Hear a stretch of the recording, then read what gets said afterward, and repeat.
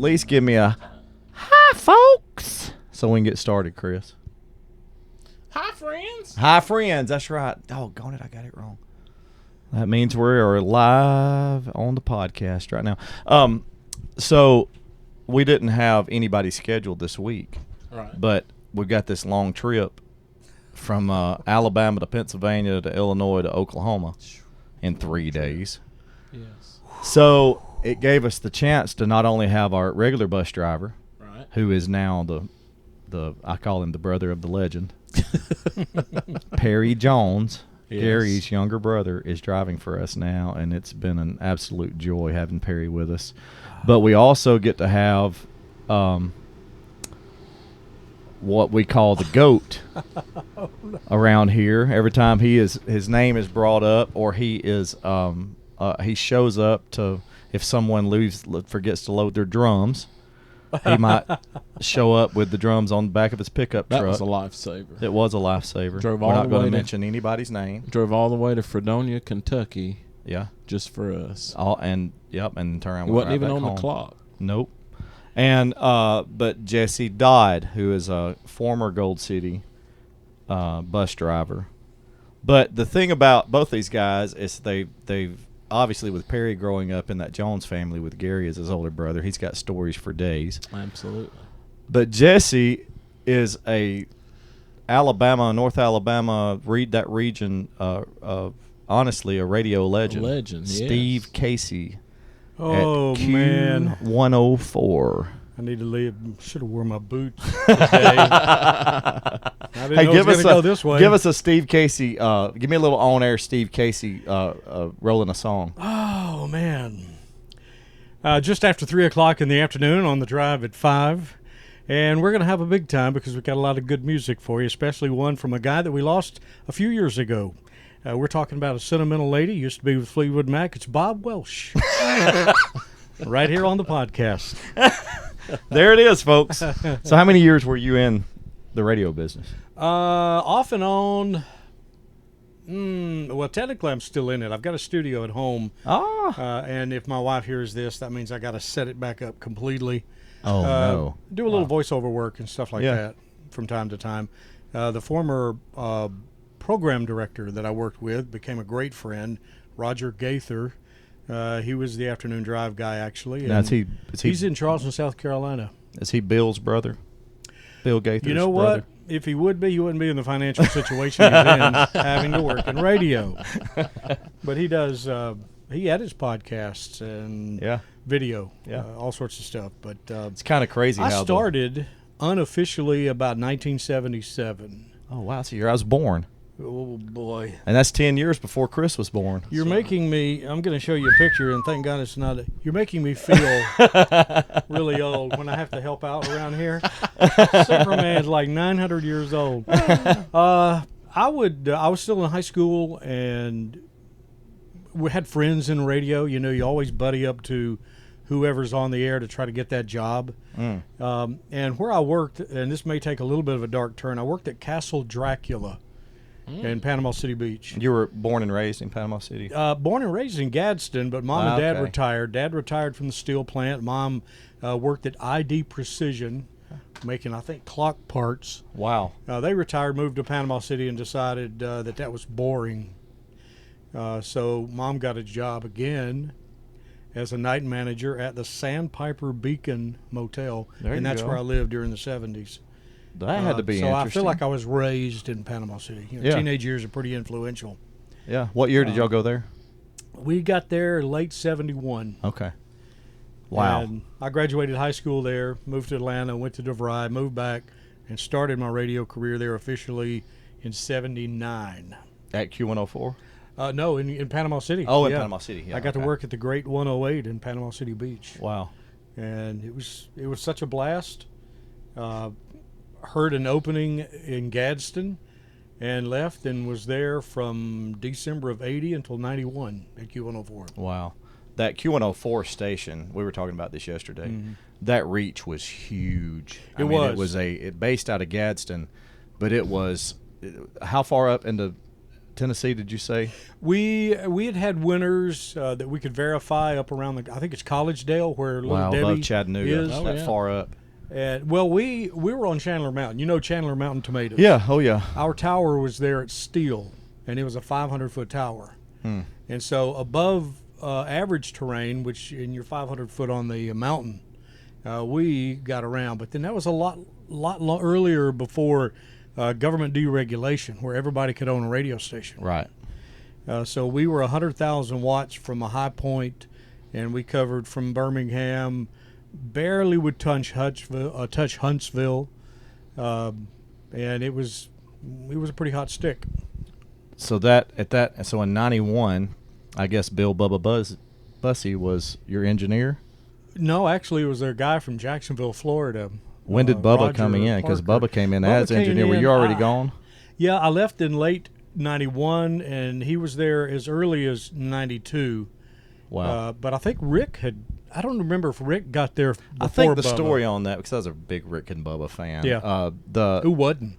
In Alabama. I mean, come on. Well, and their reach was Yeah. crazy. But so supposedly Bubba went there as the engineer, Mm-hmm.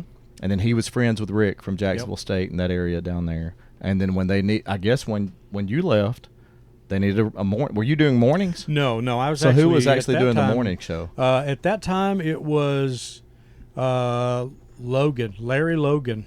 Okay. Logan's Run was on morning. Well, show. then evidently he Yep. left. He and I left then, the same day, to be oh, exact. Really? There was a format change. We went from the top 40 AC format.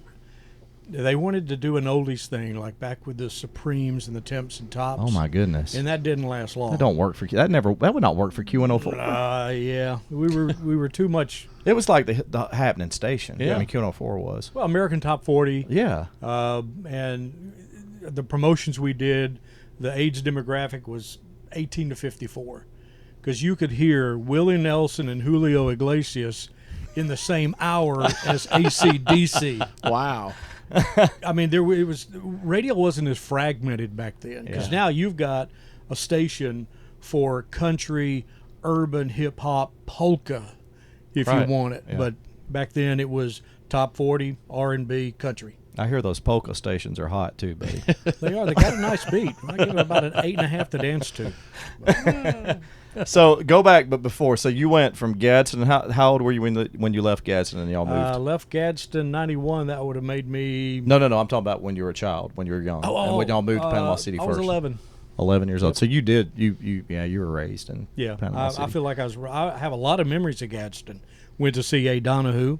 I apologize to the teachers for that. If you happen to be in town and drive down Broad Street and see the school, Yeah. the teachers' parking spaces are still painted on the side of the school from when I was there. Really? Yes. And you painted them? I'm gonna have to plead the fifth on that. No. Actually, the school did. They were reserved parking How about that? spaces, and That's they neat. painted them white on the brick. I go by there all the time. It's over there past Gadsden State on East Yep. Broad. You know, Okay, where, yeah. so that back toward the, when we're Right. going back and forth to Yeah. Gadsden. So you spent your teenage years in Panama City. Yes. That had to be. You know, as a teenager up to 18, when I graduated high school, it was utopia. It I was bet. fun and sun. Believe it or not, and I have friends whose parents did not agree. I was a very introverted, straight-laced, good guy Yeah. With long hair. with long hair. Literally, you may know Alan Taylor. Alan was actually Taylor. married to my first cousin Wow. for a good long while when I was younger. So That's yeah, crazy. I know Alan. Well, I was the production director, writing, producing commercials, stuff like that, and he came in and there was a picture on my desk. He said, "Man, you look a lot like your sister." Oh wow. And it was a picture from me in the 9th grade. Really? Old black and white that for whatever reason, my then girlfriend, now wife, had found the picture, and it was at the office. And I had long hair. It was way down into the shoulders. Yeah. But friends would say, y'all need to be careful being around him. He looks like he's like high and drunk all the time. And you were just But a I had straight never kid. drank. I never smoked. Never did anything other than extra strength Excedrin. But the alter ego, Steve Casey, came out, and I just enjoyed the heck out of it. Had a blast. That's awesome, man. So, growing up in Panama City, then when did you actually decide to leave Panama City? Was that, That when was you December came of and 80. you came back to Gadsden? A guy that I had worked with started working at Q104. J.J. Stewart was there for a very short stint Yeah. in the late 80s. And he called me and said, "You'll never guess where I'm at." And I'm like, "Oh, man, you made it to Chicago?" He's like, "No, I'm at your old hometown. I'm up in Gadsden." Wow. Well, it's a far shot from Chicago radio. But there was an opening. I took it. Believe it or not, it paid more than Panama City Beach. Wow. And people are like, "Why are you leaving the beach?" I'm like, "It's a job." Yeah. And I had a wonderful 11 years there. Just, well, you as a listener know what we did, Oh, yeah. and it was just a blast. Yeah, that station was Q104 is a legendary station, and Perry just walked in, so Perry remembers. You remember some of Q104 from back in the day. You would have been there when you were in town, in Gadsden, because that was the 80s. Yeah. Yeah, that's been way a long time. I always, ago. I was what I was saying earlier. I always introduce you as the brother of a legend. Yeah. Well, thank you. I thought he looked I familiar. wish I was that legend. Well, that legend's in heaven, so yeah, I could see that legend now. is in heaven. So Perry is the brother of Gary Jones, our former Gold City pianist and arranger, producer, and went to heaven about, Back in April. April 22nd. golly bum. Yep. It's hard to believe it's Hard to been. believe it's been 4 months. I know it really is. It just seems like it was yesterday. But Mm. Perry spent a lot of time in in Gadsden. Yeah. Because you moved up there I did. early on. What year did you move to Gadsden? Back in the late 80s. It was like 1989, I think it was. Yeah. When I moved up there. And Yeah. What year did Getting Ready to Leave come out? Been 89. 89. 89. So that's when Yeah. Gary got on your head about making him late for his session for the choir on Getting Ready to Leave. Tell Well, us that you story. know. I ain't heard. This I can't get into that I story was too much. young and green and dumb. But did you have the car or what was? Yeah, and I he did. couldn't leave. I did Anyway, have his he car, was and he I- was still mad when he told me He about was- that in 2004. He was still mad. Perry was off with his girlfriend or It something. was my fault. It really- Yeah. Oh, he made it very evident it was your fault. He said he jumped on your head too, and I thought, well, now Oh, he Perry's, did. Perry's a lot bigger than you. I don't believe I'd have done that. Well, back then, he was bigger than me back then. But I hear he you. put a whooping on me. I'll tell you, I never forget that. Two brothers going at it.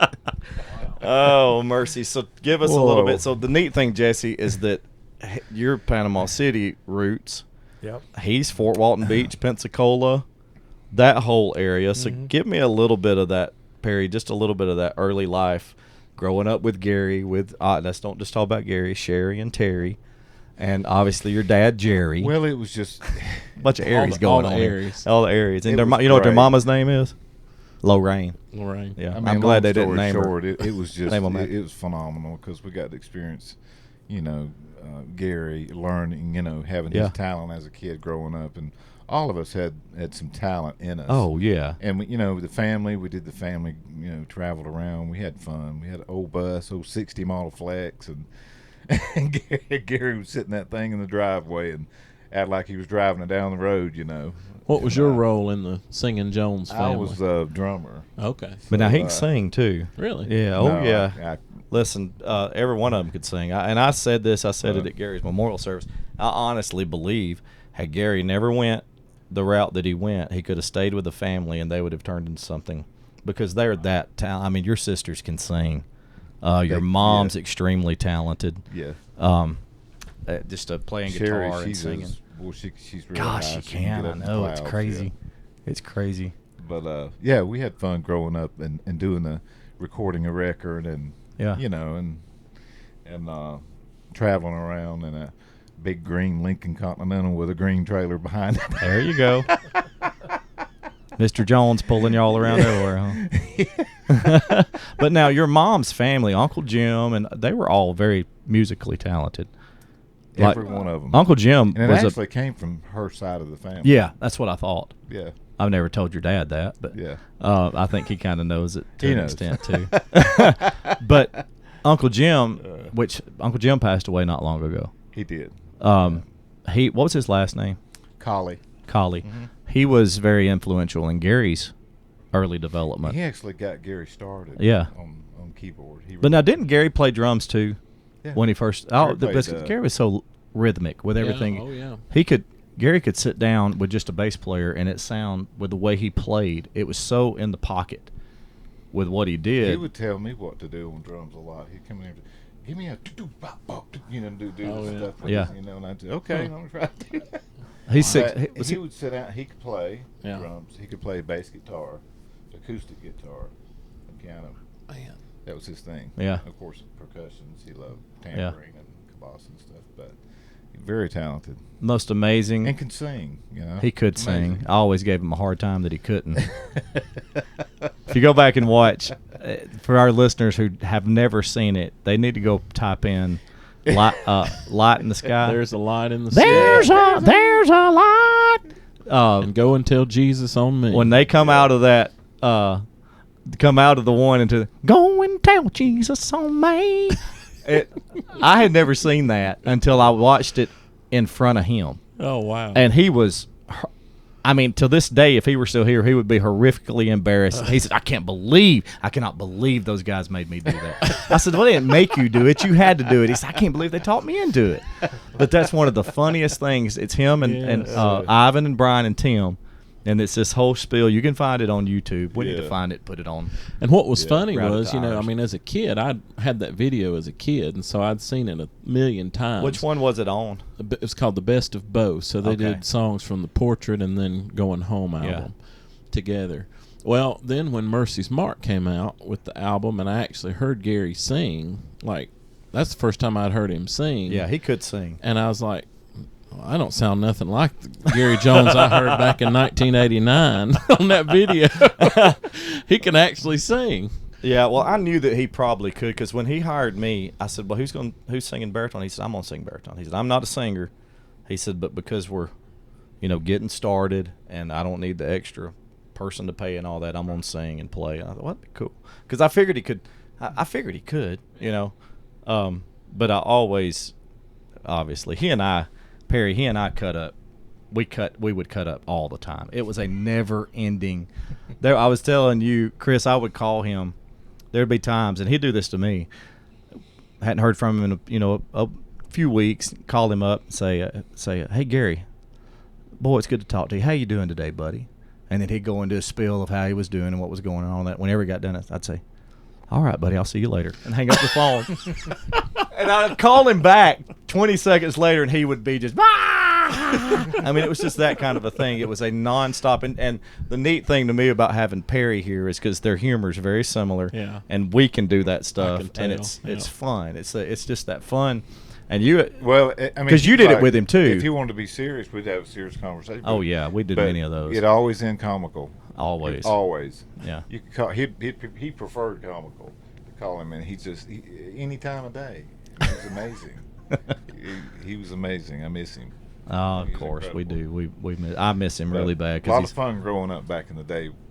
It had to be, and then he went on in the late '70s with the Dixie Echoes, right? He did. Yeah. And just left. He started with J.G. Whitfield. That's right, singing youth singers. And then, long story short, moved to, before that, it was the Ronnie Bradley, Roy Yates, the Evangels. I played drums for him. He played piano. So that was Shannon's dad. Yeah, correct. That singing with the Dixie Echoes now, Shannon Yates. Yes. His dad, okay. Okay, he went with them for a short while, and then he went with J.G. Whitfield. Yeah. Singing new singers. And then he was only like 16? No, he was young. Yeah, all this happened between like a period of 15 and 18. Yeah. Right at 16 something. But then he went with Seago Brothers and Naomi. Now that's the one I didn't know. Yeah. He had never told me that one. So J.G. Whitfield, Seago Brothers and Naomi, then the Dixie Echoes. Okay. And then that's when Tim called him. Yeah. Well, he had left. He had left the Dixie Echoes. I don't remember what the situation was, but he had left the Dixie Echoes and was going to do something else.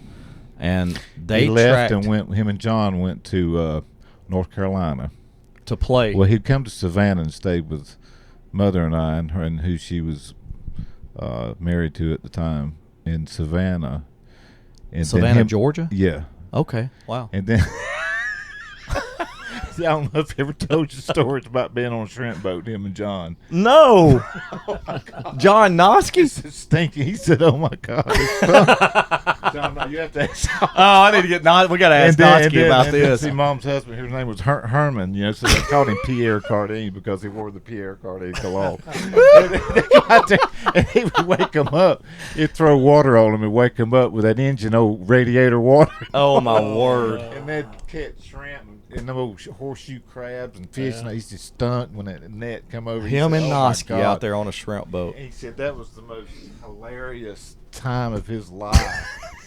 Being on that 60-foot shrimp boat, but so they wasn't there very long. So he went from there up to Granite City, yeah, and recorded. So Noski played for the Dixie Echoes too. Yeah, I didn't know that. Was he from down there? Yes, in that same area. Yes. So Gary had known him a long time. Yes. Okay. Because John Noski's one of the greatest drummers. They lived together back in the day. So did they go to? Did him and Noski both go to Gold City at the same time? Or was Noski already there?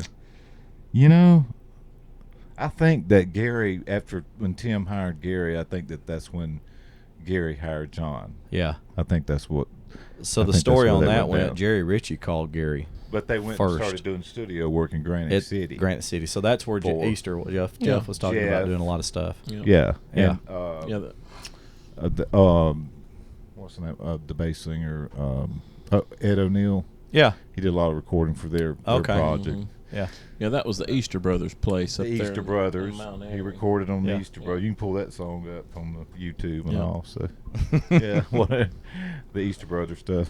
But I think the story. So, but he took it from the time at that point. He started taking it serious. Yeah.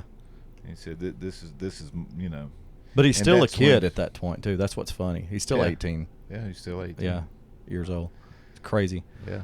The story on that with the Gold City legacy on that was Jerry Ritchie called Gary first. They tracked him down. So they called the Singing News because of his connection there. And then somehow they had a former phone number, home number. It may have been your dad's. I don't know. But anyway, that's how they ended up tracking Gary down wherever he was. And Jerry Ritchie called Gary, and Gary just turned him down right then. So Tim called him back, and evidently they knew each other somewhat, and Tim talked to him, and then Gary came up and met with him, and that's how that all went. That went down. To think if Tim wouldn't have called him back, the whole Gary Jones legacy here, history would be a whole lot different. Crazy how it all worked out. But then Jesse, that's down there on the Panhandle. Yeah, and that ties in to. I was telling. Before you came in, Perry, you can talk anytime you want to. Oh, yeah, I'm just listening to the stories. So, I was telling the audience that we have two of the greatest bus drivers that we could ever have on this trip because of how far we're going. But we were able to a few weeks, 3 weeks ago. Oh, you had told me, and I didn't think you were serious. You had told me at Gary's memorial service, if you ever need a driver, call me. Mm-hmm. And I didn't think you were serious. I said, well, I will. I mean, yeah, I will. You probably won't do it, but I'll call you. And when Russell turned in his notice, I asked Dan, I said, well, I can call Perry. He said, well, call him. So Perry came and drove for us that week, and it all unfolded, and now you're here. And now he's like, boy, I wish I wouldn't have called him. No, man, we're just so grateful. So I said we got Perry, who's incredible, and then I said we got the goat over here. Yeah, on the Gold City bus, he's the goat. Yes. Mr. Miyagi. I appreciate the waxy on the waxy off. Yeah, but the first Italian though. The first week that Perry was here, I found out that he'd driven for people like the Doobie Brothers and Sandra Bullock and Justin Bieber and all these people that, like big time artists that. And I'm like, what are you doing driving for Gold City? But I think now he does a great job. This is the only bus he will actually drive anymore. He don't want to go do any of that again. So, Gaston's a lot closer to Nashville. That secular world out there, it's hard to.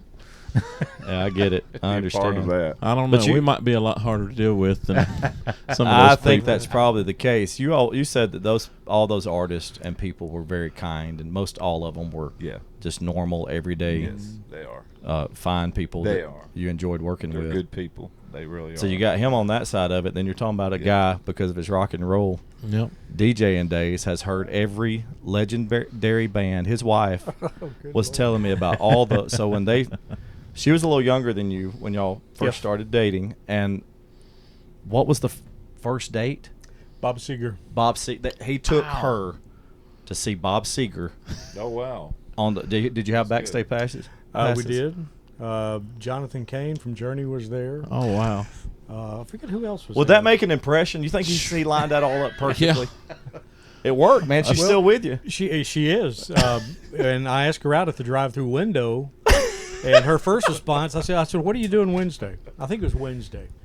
And she's like, oh, man, I got to work. And my now buddy, then program director Roger Gaither, was in the seat. We'd gone to Wendy's for lunch.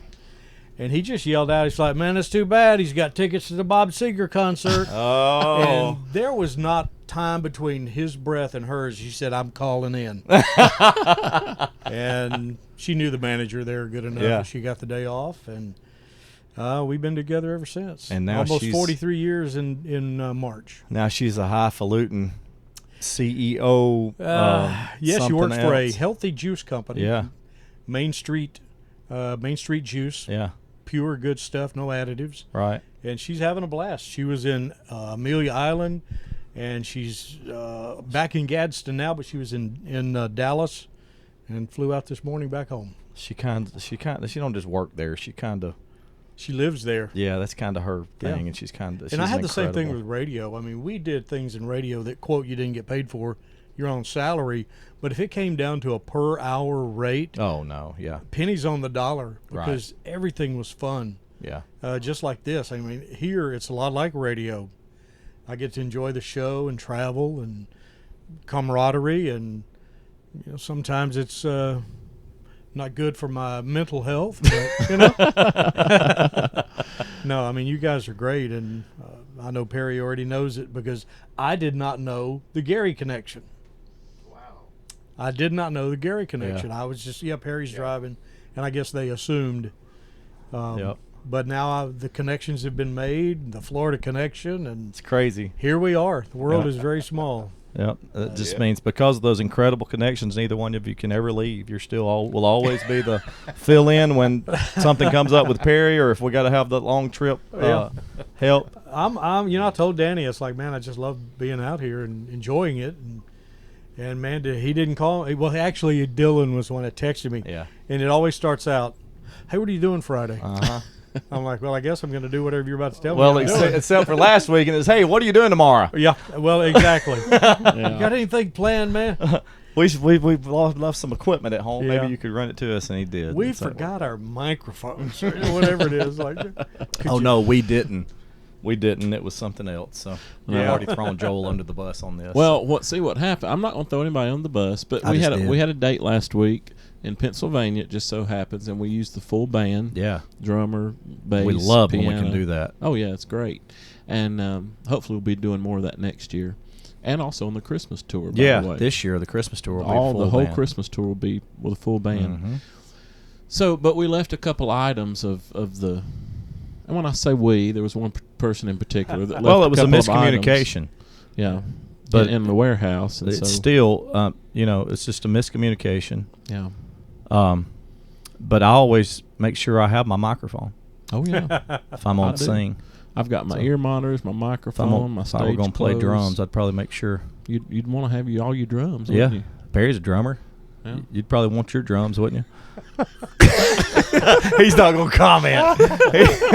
He's not. Perry, actually, you're a drummer. Well, no, I don't say that anymore. That's been a long time ago. But Perry played for you played for the Reinhardts? I played for the Reinhardts. Our group, the Reinhardts. I never did pursue my drum career, like my brother did. He always encouraged me to man, you got it. You just got to work at it and get, and hang in there. And and starve to death. Well, that's a lot of it. Honestly, that's a lot of it. Where they taught your practice, just practice. Yeah. Do your homework. And I did, but I didn't ever want to do it for a living. Right. I wanted to make more money and not a lot of go different. And there's money, and I'm not saying there's not. Well, there's not a lot of money in gospel music drumming. I just that's didn't. just I got married, raised kids, and had to take do jobs to support my family. Right. Regular life. Stay home and sure. It was a little different for him. He owned a part of Gold City. He put his music career first above, everything.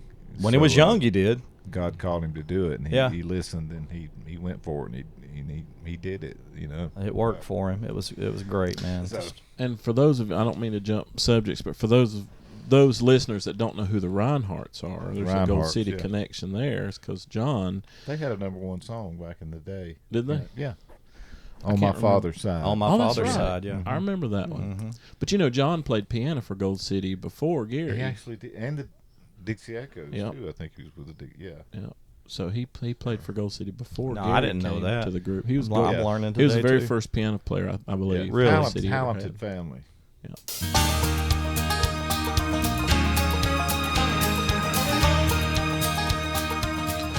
The Hits and Heritage Fall Tour is now underway with Gold City, the Hoppers, and Joseph Habedank. We're coming to 8 states and 9 cities, including Mississippi, Alabama, Florida, Indiana, Illinois, South Carolina, Ohio, and North Carolina.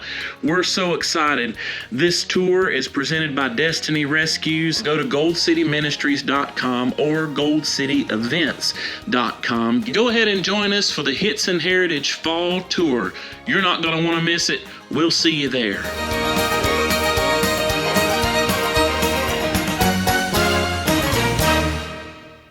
Very, very neat. So tell me, all right, roll off some of the people you've driven for. Really? Yeah, I want to hear some of the names. Oh, it's a lot. I can't. Well, just give us. I want our audience to hear. Because how long were you with Hemp Hill driving? Right at 9 years. Not really. 8 See, years, I didn't realize it was that long. Yeah. How long was Gary there? About the same amount of time? He was there a couple of years. Okay. Yeah, in between the group thing. Yeah. So. Yeah. So give me some. Give me. Sandra Bullock is one. Well, yeah. I mean, that wasn't. I mean, obviously she's not a singer. She didn't fly. She don't fly. She had a really. So plane she crash. bussed everywhere. Yes, she busses. Yeah. Had no earthly idea that was the case. So some of the bands. Yeah. Give me some of the band names. Country artists, gospel artists. Yeah. Any of them, go. Who are they? Lady Gaga. Did you drive Lady Gaga? Really? Yeah. Oh my gosh. Now she's incredible. She's just a person. She's an amazing vocalist. Well, she scares me now. Yeah. There's some Lady Gaga. She's so talented that I ain't sure about that whole selling the soul thing, because she's one of the most talented singers I've ever heard in my life. Absolutely incredible. So let's go for a less demonic person. Who you got next? Michael W. Smith. There you go. Yeah. It's all over the place, because I mean, there's been so many. One of the funny stories, when Gary was doing that, he drove for the Stone Temple Pilots. Yeah. And the lead singer. We actually both drove for them at the same time and broke down. Yeah. He was driving the, the main guy, the lead singer. I don't remember his name. I can't remember his name. Okay, he was. I had production and he had the lead singer. Yeah. Yeah. He was schizophrenic. Yeah. And he always thought the government was chasing him. And the government may have been. I don't know. His name wasn't Boomhauer, was it? Well, so Gary said this is a funny story, because this came up after Mercy's Mark. There was a date. About the guy that sat in the buddy seat and sucked his teeth. Yeah, well, he did that, but the thing about it was worse than that. So we were in. There was a date that Mercy's Mark did every year, and Frank Jones, was at the Bank of Benton, Kentucky, and that town had the Watermelon Bust every year. It's a big festival, in August, and he loved Mercy's Mark. Yeah. So after I had left and after Gary had shut the group down, he called Gary. He said, "I have got to have you." He said, "Can you get Josh and get somebody else, and y'all just come do this?" So he did. So it was me and Gary and Tim Duncan, and Jay Perrick. Okay. So we went and did it a couple of times, and then Chris West went with us one time. Yeah. But we kept doing that afterwards. Well, when one of the times that we were there, Gary was driving for Stone Temple Pilots, and he said, "I'm gonna bring the bus, and we'll have somewhere to hang out." I thought, that's awesome. Well, I didn't realize the bus was wrapped Stone Temple Pilots. Oh boy. So, I mean, we're sitting at the Walmart, of course, where you have to sit. Yeah. All the honking horns, the beating on the door. Finally, we got up and moved to the venue. But he said that the lead singer was paranoid that he was being spied on, and this was an all-the-time thing. So the very first time he got on the bus, he came in and literally started taking all the light fixtures off, looking for bugs. And Gary was telling him, "Man, I'm telling you, it's not bugged. Everything's clean." He said, "That's great, Gary, but I got to check it myself." Yeah. So that's what he dealt with the Wow. Stone Temple Pilot situation. But I want to know from Jesse. Now, because he's being very modest, I don't want you to be. I want to know those backstage passes of all the incredible bands that you dealt with, because that was and interviews. I'm sure you've done a lot of interviews. 70s through the 80s. Man, That's golden I'd era. have to get my wife in on this. The Who. I answered my word. Joan Jett's phone in her motel room. This was before I met my wife, actually. And she's like, "What were you doing there?" I said, "It was after the show. We were at the hotel, and phone was ringing, and she yelled, 'Answer that!'" Yeah, I did. you did. 38 Special, Alabama, a bunch of Alabama, because Jeff Cook used to be on our celebrity softball team at the radio station. Oh, really? And he was a coach. Well, they did June Jam, too. Yeah. So y'all were doing tons of promotion we were for at June Jam a lot, and this was back when I had long hair. And I don't know if your theater of the mind can get this, but there were people bugging me. I don't remember which one it was. It might have been like 89, somewhere close to the end, when I had long hair, and they were wanting me, Travis Tritt, to sign autographs. Well, you did it, right? I signed a couple for some people that were walking around. Somewhere out there's people that think they have Travis Tritt's, and it's Jesse's Larry autograph. Logan, he introduced a couple of guys, and I was just kind of off on the side of the stage, and people were looking and pointing, and Travis Tritt was not scheduled to appear that time. Wow. But they thought he was there. That's hilarious. And that was fun. Because obviously Travis Tritt would show up at the June Jam. It's that big of a deal. He would have been playing. He should have been. Little River Band, Louisiana LaRue, a lot of the older groups, the Spinners. Yeah. What year was Little River Band? That would have been 99 or 2000. They came to Gadsden. Was John Farnham singing lead? No, this was long. Okay. I don't remember that. Now, He was Australian. They weren't the Little River Band since like 1980. Okay. The only guy that is anything close to the real guys is the bass. I think he's a bass player. He did some singing. Well, he came in the Night Owl album. They regrouped, and it was John Farnham, one of my favorite all-time singers. That actually, I didn't even know that. Braxton. Well, you Shaw's turned me told us. on to his name, and I've been looking him up the past couple of weeks and listening to some of his catalog. He is a great vocalist. Unbelievable. So Bridge Over Troubled Waters, like what in the world just happened here? But he may have been there at that time. I don't know. Yeah. But he was from Australia. Yep. So that's a neat tie-in there. Yeah. So. Leon Russell in Panama City, Black Oak, Arkansas. Does anybody know Black Oak, Arkansas? No. Jim Dandy to the rescue. Really? Man, I'm old. I need to get out of here. And I really, Wayno from Hemp Hill. I do. We met him at the not Chicago, but the Illinois State Fair, and he was with ZZ Top and Brooks and Dunn. He was with Brooks and Dunn forever. Yeah. Who else? That's a pretty A-list list. I'm remembering the old guys because that's what the juice up in my noggin is remembering. Yeah. But we had REO Speedwagon, Cheap Trick. Did you ever see the Eagles? I have never seen the Eagles. Well, y'all need to do that. You and I Jennifer want need to, do but that. man, when you look at those ticket prices, Yeah, y'all, you need to get into some of her juice money. Yeah. and go. That's what we'll call it, her juice money, and go fly out to Vegas that's true. to the Sphere because they're doing that. Yeah. thing I want out to there go. now. I really would like to. If there's enough money, see if you'll take me too. Okay. I will do that. We'll maybe Danny will let us save a little money and take the bus. Hey, we'll just go on the bus. How about That's that? right. Now that Hey. would What work. are you doing, Perry? You want to You drive? want to go? You want to go to Vegas? Sure. It'd be awesome. I'm ready. We did a thing in Atlanta when not Cheap Trick, Culture Club came to town. Oh wow! When No, they that hit was Boy America. George. Was that Boy George? Yeah. That's what I thought. Yeah. And we had a contest, Boy George lookalike contest. Oh, mercy. So we carried the Oh, my. winner over for the show. And we were there with MTV and all those guys. But we That went out to seems dinner dangerous. the night before, and the guy was in makeup. And Ah. that turned into Boy George dines at the Steak and Ale in, I think it's on Beaufort Highway. So y'all just ran with it. We ran with it. We were in the station van, and we couldn't tell him no. He looked great, too. Of course, you would disappoint them. They brought us out some champagne. A couple went down to the record store, bought an album, you didn't brought drink it back. any. You didn't drink any of the champagne. Those gospel I music. promise you, I don't drink. I know Sweet that, tea I'm with too playing. much sugar.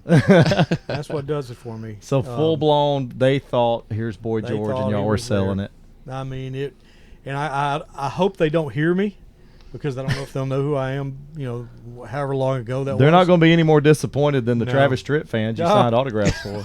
That wasn't him. I knew it wasn't him. Jeez. He was too short. He was too short, and he couldn't sing. Here's a quarter. Call somebody that gives There it. you go. There you What go. the heck? You got any questions for him? No, I've got one. I got to get to Perry. but I will tell you, this is a story not related, but so I met a guy that had the similar situation like your Travis Tritt situation. We were singing in Myrtle Beach one time, and this guy came in and all the way in the back, and I elbowed our lead singer, and I said, I can't remember who I was singing with at that time, but anyway, I elbowed him, and I said, don't that look like Aaron Tippin back there in the back? He said, man, sure, I thought the same thing. Wow. So I went up and talked to him after the show, and I said, hey, has anybody ever told you look just like Aaron Tippin? He said, man, I get that all the time. He said, matter of fact, one time, he said, I was in at a show or like a restaurant that they had music playing, and he said, and somebody recognized me from stage, like just pointed back there and say, it's nice to have Aaron Tippin with us in the crowd. And I said, well, what'd you do? He said, well, there wasn't nothing I could do but just stand up and wave at everybody. what are you going to do? I You said, can't explain it. No. That time. Actually, I am not Aaron Tippin, but thank you. So you God did the bless. right thing just by going ahead and signing those Yeah, autographs. make somebody you know. happy. That's right. I didn't verbally say yes, I am, so I feel like I didn't lie. Yeah. No. But Well, no, wait a minute. It Did was you a sign blast. Travis Tritt or Jesse Dodd? Or Steve Casey? Bob Seger. I scribbled something on the paper. I don't even know how to spell Travis. Maybe T-R. That's, yeah, something like let's that. don't get into that now. that DJ career will come back on you. You don't want to fool It with will. that. I'm sorry about So, that. Perry, our people are going to want to know, how's all the family doing now? I know that I try to stay in contact with Sherry and Terry and your dad, Jerry, all that I can. But how's everybody doing? I know everybody's still sad and upset, but give us a They're little doing update. well. I mean, you have to move forward. Yeah. But because they're both, have their careers and jobs and all. But Right. But they have their meltdowns like 4 or 5 times a week. Yeah. They do, still. I mean, I do. You know, it's been hard. It's hard when you lose a family member. Yeah. So We. I've never lost. I'm not meaning to cut you off. No, go I've ahead. never lost a immediate family member. Yeah. So It's different. it's hard. Yeah. But it's we're different. we're moving on. We know he's in a better place. They had one of the neat things, and you should have came too. But whenever we were down in that area, he was there in Mobile one time when we were down there, and Sherry and Terry both came that night with him, and I called him up on stage, and I'm so thankful now that when he was there that we did make a big deal out of it, because we did not know how this thing was going to go. We got him up that night in San Antonio. He came Yeah. to see us. Yeah. And then he got to do the Pillars of Faith event with us. Thank And, God we just were able to Yeah. put some of that, bring some honor back to him for what he did here, because a lot of people had forgotten. A lot of people, there's a generation that didn't know that era. of Gold City. That's true. So with us getting him back, and it opened them up, and now I get comments from younger fans of how they didn't know about some of that stuff. They knew about some of the songs, but they didn't know the history on it. And then that put them on Gary, and then following his career and what all he had done. So it's he it's been was really a neat. machine. I mean, just his presence was Incredible. Was awesome. It really was. It was incredible. You know, and to look back and like you said, go back to the older Gold City days, and I didn't realize, you know, I knew that everybody were great. Everybody was each one of them back in the day were great, but you know, by themselves, and that's what made them so great. Yeah, they're both, they could all sing solo and be great at it. Right. And he put all that together. But Gary, you know, he's like guiding the ship, you know, along the way. He was the leader of the, you know, he produced and he arranged all that stuff. So I mean, and you don't really know I didn't realize how much credit. Right. That he was just your brother. You know what I'm saying? Yeah. He was just my brother. That's all it was. Yeah. You know, and I didn't realize how much. How do you say that? I don't know what to say about that. No, I know what you're saying. You know what I'm saying? Yeah. You don't, because it's like Danny. You know, I don't want to say that he was, because God's in control at the end of the day. Yeah. But I didn't realize how much that he was. Oh no, he was He was literally, as far as of that, he stayed on them. Yeah. About what they were doing. He was continually critiquing everything that they did. And the thing about it was, they were all so competitive. Yeah. Yeah. So they wanted their look right. Yeah. They wasn't, you know, they were going to stay in shape. They were going to stay with a certain look, a certain way that they were doing things, a certain way they dressed. And they held each other accountable. Very much all so. Of that. And but the thing about it was, they held that, from what I understood and what he told me, what some of the others have told me, there wasn't a lot of talk about what they were doing, but because they were so competitive, they weren't going to be one-upped. Right. Yeah. Well, you can achieve greatness with that, and so that was a standard that was set with them, but he was that guy who was coming up with those harmonies and those things. And if rest assured, I know this from experience, if you did something vocally that he wasn't a fan of, he wasn't mean about it, but he made it very clear that the way I produced that on the album's the way we actually works better. Yeah. He would say something. I mean, like I wouldn't be here if it wasn't for Gary. I wouldn't be with the Gold City, and I wouldn't have been with Hemphill. Yeah. You know, Gary has, you know, he was just leading the way the whole time. Sure. He got your foot in the door, but your work ethic and the way you handle things, and that's what makes it last. And it's I got to tell you, for us, it's very much appreciated. Well, I mean, from both of you guys. Thank you. When I found out that he was going to be out here and you were coming out, it was like, hallelujah. But I did want to do a podcast because the stories that come with both of them is just fascinating. And what's neat is how it all connects to Gadsden and the Panhandle. That's just hilarious to me. So, and my daughter, by the way, you mentioned the word of family earlier. She went to Reinhardt College. Seriously, so there's another tie-in. So at least the word Reinhardt is there you go. Well, I will say this: all the bus driving that I've done, and you know, I can tell you that this is one of the best that I've ever been on. This I hope so. Driving you guys. Yeah, we have a good time. I really enjoy it so far. It's a fun bus to be on. I know that. Yeah, so we have a lot of good times. We don't require a lot, I don't think. No, we really don't. Well, me and Josh do, but none of the I rest have of to them think about that one a little while. I mean, my goodness, I've loaned the man my coffee cup for 3 weeks. I think I'm pretty I've made his accommodating. coffee. Yeah, oh yeah. A couple times. Yeah. So we try to treat you right around here, the Gold City bus. Thank you guys for love all joining this y'all, week. and Love yeah, you too, man. Love Very you both.